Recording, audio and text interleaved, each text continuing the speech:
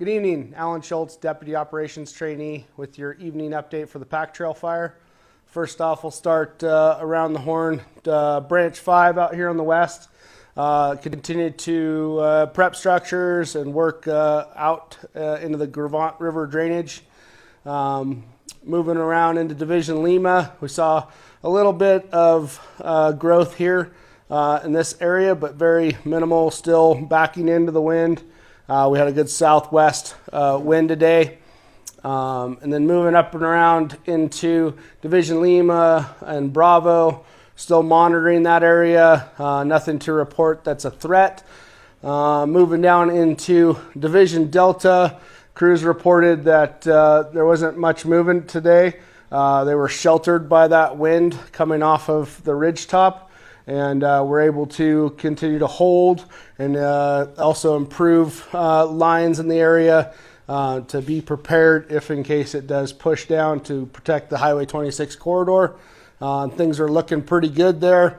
So moving into the East Structure Group, because the fire behavior was a lot less today, about mid-shift, we did shift a lot of the resources that were in doing structure protection in this area down to the Union Pass subdivision area, and I'll explain why in a minute.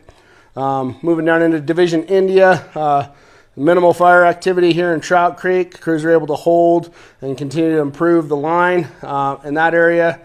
We did have to pull a few folks back from the Fish Lake area, just based on what we saw and the predicted winds that we were experiencing down lower in Division Juliet. So speaking of Juliet, we did see some pretty good fire behavior pick up this afternoon about 1 o'clock. This footprint in red that you see on the map is the latest IR from about 1 o'clock this afternoon. We experienced a pretty good run that came out of this area and pushed up here to the east, northeast. It did cross over the Leeds Creek Road, as well as the 534 Road, which was our confinement feature that we were hoping to hold the fire on that side. However, it is moved into some lighter fuels, and we were able to work aircraft in that area, and right now the rate of spread has slowed quite a bit, and we are working crews into that area to hopefully be able to contain the fire spread across that road system and keep it in check.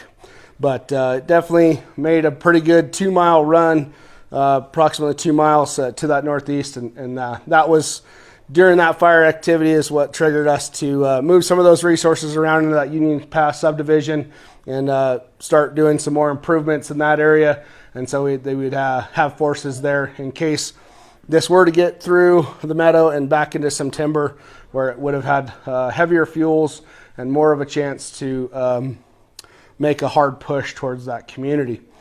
With that, we did move up the road closure from the Moon Lake Road here up to the forest boundary just outside of Union Pass Road.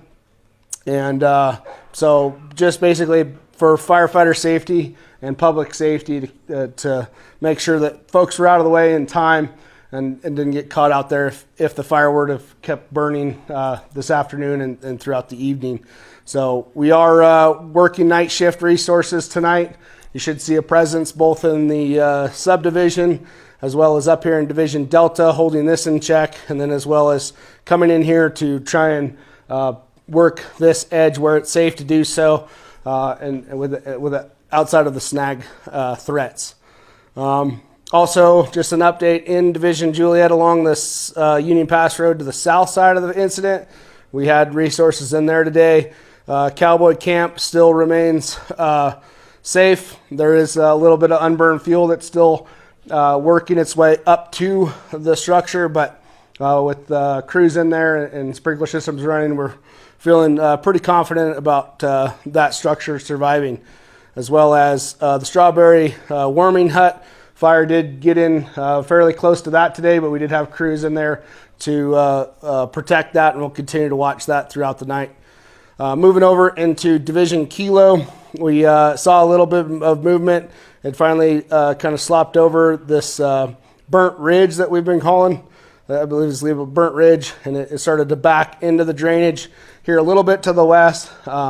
However, we don't have any access into that area, and so we're continuing to monitor that by air and into report. Thank you.